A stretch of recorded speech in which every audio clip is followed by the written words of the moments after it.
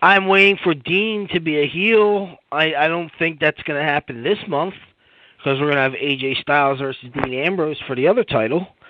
Um, AJ. All right, here's where I'm at. Now, you've heard me over the past. If you've been following any of the shows I've done, I've been putting Dean Ambrose over for a long, long time, for years, since before he got signed. I remember when Dean Ambrose got signed and John Moxley got signed, and I want to say it was 2010 he initially got signed. I remember doing the show with Tim. At the time, we were doing a different show, and I remember we started to, I believe it was Tim was on the show with me, and we started talking about how I was so excited that John Moxley was getting signed, and I couldn't wait to see him on TV. And I remember trying to find FCW shows just to see Dean Ambrose because I just knew how talented he was on the indies. His promos were just, I loved Dean Ambrose's promos, John Moxley's promos. When he got into FCW, it was kind of like he was kind of a heel. He was a heel at the time. He had a feud with William Regal, and I remember following that.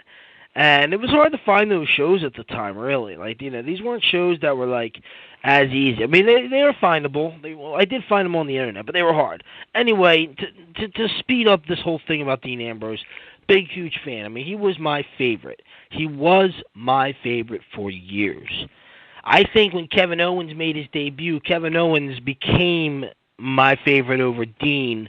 Even though I was a big fan of him as Kevin Steen, I still was a bigger fan of John Moxley than I was of Kevin Steen. Watching them in the his character, Dean Ambrose's character, is just corny compared to what it was. He's not a lunatic, okay?